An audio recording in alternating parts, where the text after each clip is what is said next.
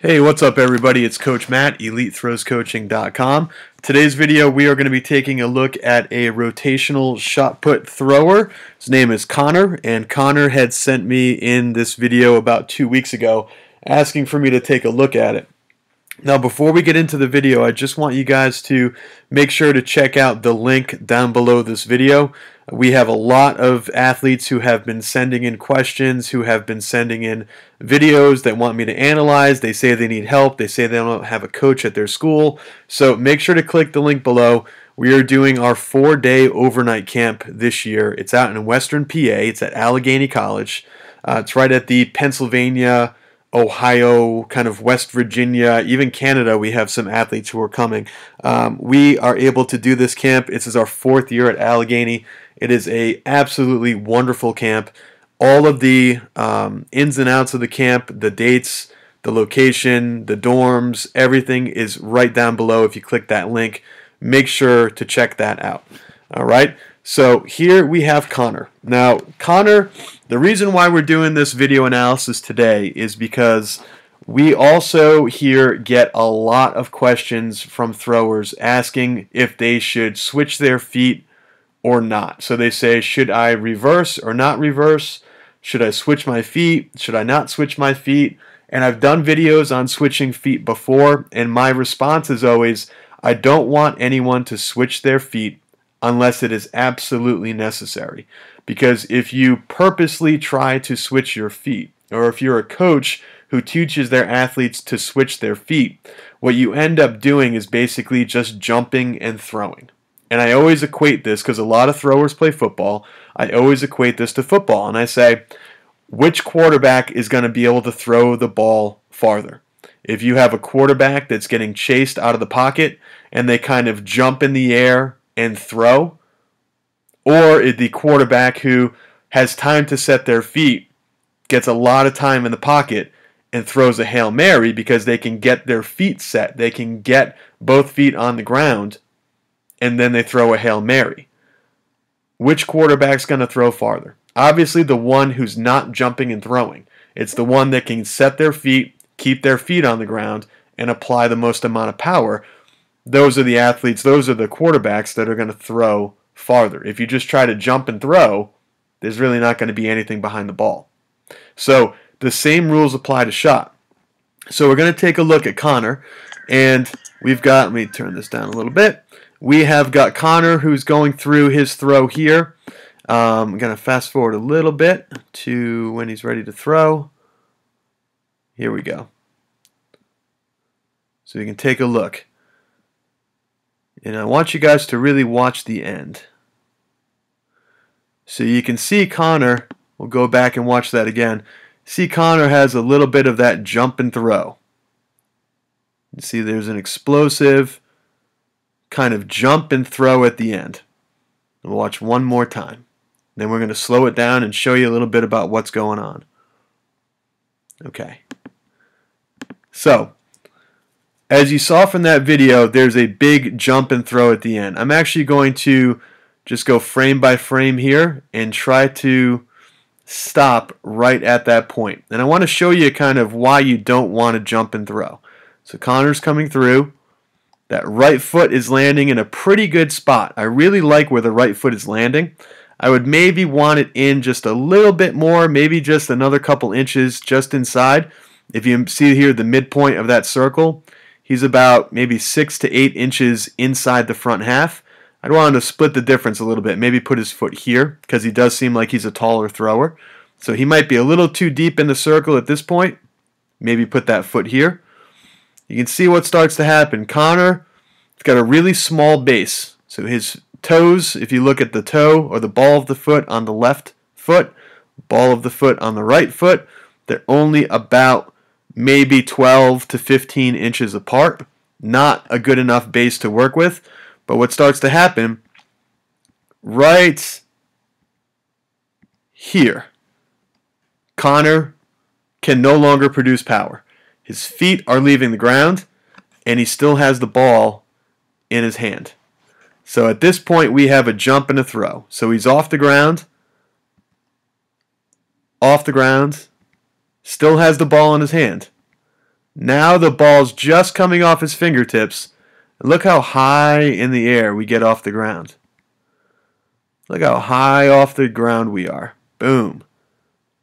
So this is the perfect example of a jump and throw instead of keeping your feet on the ground, working the circle, and applying power as long as possible. So for something like this, how do we go about correcting it? Well, in yesterday's video, we talked about starting in the back of the circle.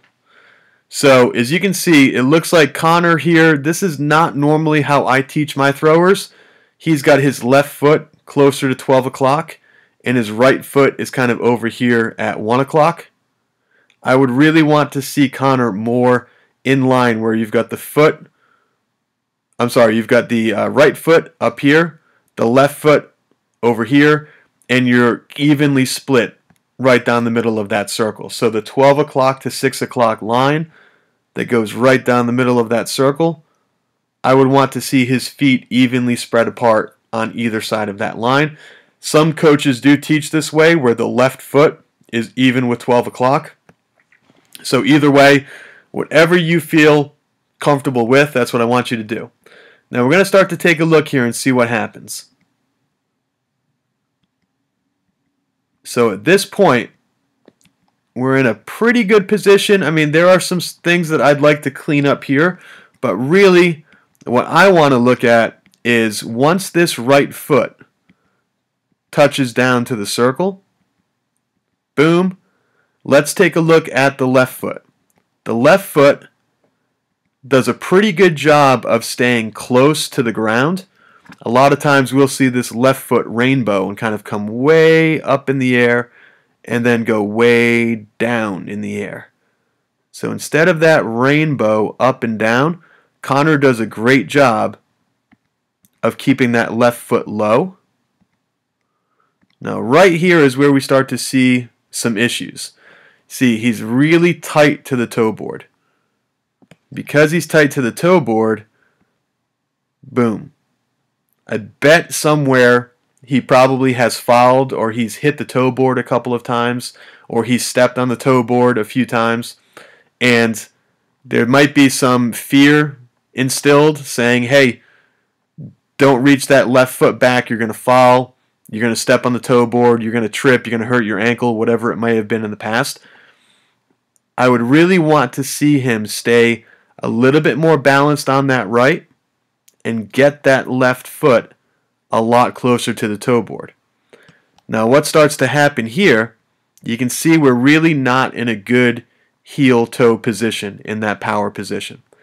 So what I would really like to see is, instead of being on that 6 o'clock to 12 o'clock line, I'd love to have your left foot a little bit more in the bucket. So the left toe should be on that line, the right heel should be on that line. Okay, so sort of that heel toe position. What that's going to do is it's going to allow the hips to get all the way around. And then from here we just have to work backwards. Okay, turn the feet, keep your feet on the ground, turn the left foot and ground that left foot, drop that left heel to initiate that block. Work on turning the right side. So take the right toe, the right knee, the right hip, all as one unit. Think about driving that down and pushing the knee, pointing that right knee down the middle of the throwing sector, and then starting to open up the left arm. So my solution for this would be a lot of mirror turns. Okay, so we want to do a lot of mirror turn drills. Those you can find right on the YouTube channel that you're watching right now. Just go to the channel, click the magnifying glass icon, and type in mirror turn. Those will all pop up. So mirror turn drills, and then mirror turn drills and release the shot. That's going to make sure that you're getting in a good power position. You're going to start to relearn where to put this left foot as you go through the middle part of that throw. It's going to open up your base a little bit. It's going to allow you to keep your feet on the ground, and it's going to allow you, instead of jumping and throwing, you're going to be able to apply more power into the ground and produce a lot more power a lot more force on the ball to get it going a lot farther. So we got to get rid of that jump and throw. The way we do that, keep the feet on the ground, make sure the feet are in the correct position, and then work from the ground up. Slam that heel down, turn that right side, open that left arm, pull that left arm in, and then push. Okay? So this part of your glide, or of your rotational throw, this part of your spin should look exactly like your standing throws do during your warm-ups, and I guarantee your standing throws during warm-ups probably do not look anything like this. So really try to practice those mirror turns, try to practice those standing throws, and then just work backwards in the circle. When you do your warm-ups, your South Africans, make sure it's nothing more than a sprinting mirror turn. When you do your fulls, it's just a pivoting, sprinting mirror turn. You've got that pivot out of the back down pretty good. You've got the sprint to the middle. Looks pretty darn good. It's just this last part, this mirror turn part. Be a little bit more patient. Get that left foot closer to the toe board. Make sure those feet are lined up. And keep your feet on the ground. Work that circle a lot more. Drive that right side around and push the ball instead of that jumping and throwing kind of jumping, spinning release that you're doing at the end. All right, so that's what I've got for you today. That's the number one reason why I don't teach people to switch their feet, is because it turns into a jump and throw. I don't know for certain if that's what's happened here, Connor, if your coach told you that you need to switch your feet on every throw, but I would stop doing that right now. Keep your feet on the ground, some non-reverse throws.